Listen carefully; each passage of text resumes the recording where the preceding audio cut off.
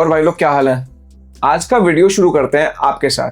Comments में जाइए और मुझे लिखकर बताइए कि आज के दिन आपने क्या सीखा, कुछ नया सीखा या कुछ नया पढ़ा, या सारे दिन इंस्टाग्राम ट्विटर को स्क्रॉल करने में निकाल दिया। तो बिना टाइम वेस्ट किए सीधा मुद्दे पर आते हैं। आज मैं एक इंफॉर्मेशन के रैबिट होल में घुसा कि हमारा यूथ जा किधर रहा है। आज जब मैं ट्विटर पर, सोशल मीडिया पर डूम स्क्रॉल कर रहा था तो एक वीडियो मेरे सामने पड़ा और उसको देखकर बाय गॉड बड़ा सेटिस्फैक्शन मिला। आज मैंने देखा पब्लिक इंटरवेंशन, वो भी काफी हेल्दी पब्लिक इंटरवेंशन जहां पर कोई वायलेंस नहीं था, but people were just standing up to these bullies. तो चलिए वीडियो देखते हैं एक बार संग में। पुलिस वाले नहीं है, कौन है? संगठन है। इस लड़के को या तो स्कूल में होना चाहिए था, इस वक्त किसी कॉलेज में होना चाहिए था, अपनी पढ़ाई लिखाई पर ध्यान देना चाहिए था, लेकिन इसके गले में है बजरंग दल का पट्टा और हाथ में डंडा, और ये अपने 2-3 दोस्तों के साथ घूम रहा है यहाँ पे लोगों को हरास करने के लिए। फिर तो होता कौन भाई पूछने वाला ऐसे है? मतलब किसी से मतलब बजरंग दल का है कि तो आईडी दिखा। नाम बता, पूरा नाम तुम्हारी आईडी बताओ तुम। बजरंग दल की कोई आईडी होती भी है कि नहीं होती क्या मालूम, लेकिन इतना छोटा इसके पास तो अपना आधार कार्ड भी नहीं होगा, इसके पास खुद का पैन कार्ड भी नहीं होगा। बजरंग दल की आईडी तो बहुत दूर की बात है। ये क्या मार रहे हैं? हाथ में डंडा ले लिया और बोल रहा है मार रहे हैं क्या। अब अगर मान लो यहाँ पे कोई अकेला होता तो उसको मार भी देते ये लोग और डंडे से मारते। इंडिया के पास यंगेस्ट पॉपुलेशन है और हमारे मोदी जी भी यही चीज बोलते हैं कि हमारी यंगेस्ट पॉपुलेशन हमारी कंट्री के लिए एक डेमोग्राफिक डिविडेंड है। करेंगे तो पढ़ा लिखा होने का मतलब ये बिल्कुल भी नहीं कि हम अपना दिमाग का इस्तेमाल करना चाहिए, लेकिन इनको देखकर यही लग रहा है कि ये हमारी डेमोग्राफिक लाइबिलिटी है।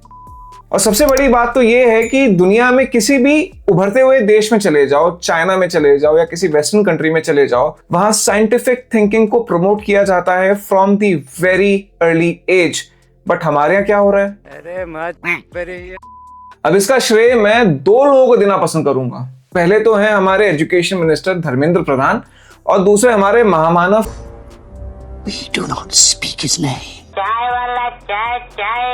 पहले धर्मेंद्र प्रधान के बारे में बात करते हैं। ये हमारे एजुकेशन मिनिस्टर हैं 2021 से, यानी कि इनको ऑलमोस्ट ऑफिस में 5 साल हो चुके हैं। अब हम एक बार ये देखते हैं कि 5 सालों में कितने स्कूल कॉलेजेस खुले हैं और कितने स्कूल कॉलेजेस बंद हुए हैं।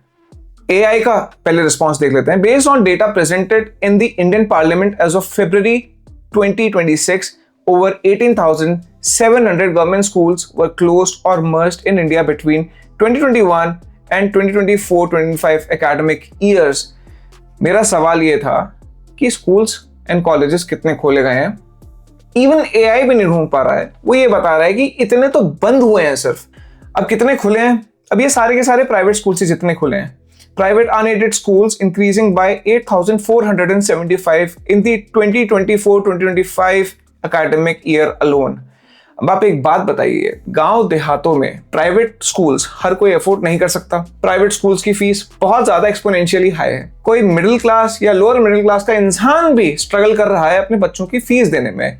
तो आपको लगता है कि ये जो लड़के जो ये मॉरल पुलिसिंग करते फिर रहे हैं पार्क्स में जा जाकर, क्या इनके माँ बाप अफोर्ड कर सकते हैं इनको अच्छा एजुकेशन देना? अब हम देखते हैं कि पिछले 11 सालों में, यानी कि 2014 से लेकर 2025 तक कितने स्कूल कॉलेजेस बंद हुए हैं। यहाँ पे जो एआई का जो आंसर आया है वो आया है based on data presented in the parliament of India, यानी कि ऑफिशियल डेटा है ये। 93,000 government schools have been closed और merged across the country in the last decade. 2025 तक का तो नहीं है, लेकिन 2024 तक का डेटा है और करीब करीब 93,000 गवर्नमेंट स्कूल्स बंद हो चुके हैं। इसका मतलब ये है कि जहां हमको अपने इकोसिस्टम में school number of schools and colleges को बढ़ाना चाहिए था, वहां पे स्कूल्स बंद होते चले गए धीमे धीमे। अभी हमने हाल ही में देखा है कि किस तरीके से बजरंग दल किसी स्कूल के बाहर जाके खड़े हो गए थे, वहां पे शायद देहरादून में था, ये बोलकर कि वहां पे मदरसा चलाया जा रहा है और स्कूल को बंद करो। में जो माँ बाप अपने बच्चों का एडमिशन यहाँ पे करा रहे हैं, उन लोगों के लिए भी ये वीडियो है कि आप भी सोचिए कि आप अपने बच्चों को एडमिशन कहाँ भेज रहे हैं। आप पढ़ने के लिए भेज रहे हैं, मुस्लिम तुष्टीकरण करने के लिए भेज रहे हैं, आपने मदरसा बना दिया इसको। और अभी हमने हाल ही में देखा था कि इस तरीके से जम्मू में श्री माता वैष्णो देवी मेडिकल कॉलेज को बंद कर दिया गया था, सिर्फ इसलिए क्योंकि वहां पे जो मेजॉरिटी स्टूडेंट्स एग्जाम क्लियर करके एडमिशन के लिए आए थे वो मुस्लिम्स थे। एंड ये जब कॉलेज बंद हुआ था तो ये सारे राइट विंग ग्रुप्स ने क्वाइट लिटरली सेलिब्रेट किया था। एक डेवलपिंग कंट्री सेलिब्रेट तब करती है जब नए स्कूल कॉलेजेस खोले जाते हैं, जब उनका यंग पॉपुलेशन एजुकेट होता है, क्योंकि उन्हीं से ही हमारी इकोनॉमी आगे बढ़ेगी, उसी से ही हम सच में विश्व गुरु बनेंगे। पर यहाँ जब स्कूल्स और कॉलेजेस बंद हो रहे हैं, उसको सेलिब्रेट किया जा रहा है। और जब इतनी बड़ी पॉपुलेशन अनएजुकेटेड होती है तो उनके पास एक ही रिजॉर्ट बचता है, is to fight for religion और is to fight for everything that they do not fully understand. तो यही चिल्ला रहे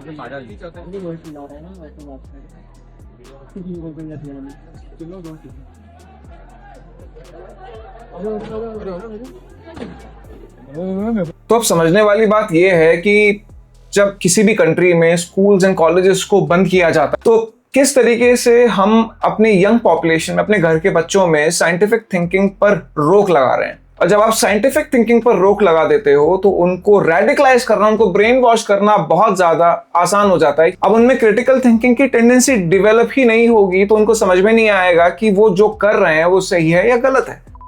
तो अगर आप मेरी बात से सहमत करते हैं तो थोड़ा सा लाइक कर देना, कमेंट करो, बात करो, बताओ कि आपको क्या लगता है। क्योंकि जब तक इस बारे में हम लोग बात नहीं करेंगे ना, तब तक चीजें बदलेंगी नहीं। क्योंकि रेडिकलाइजेशन तो पिछले 10 साल से चल ही रहा है हमारी कंट्री में, और उसका असर दिखना शुरू हो चुका है हमें अपने गली मोहल्लों में, अपने खुद के घर में भी।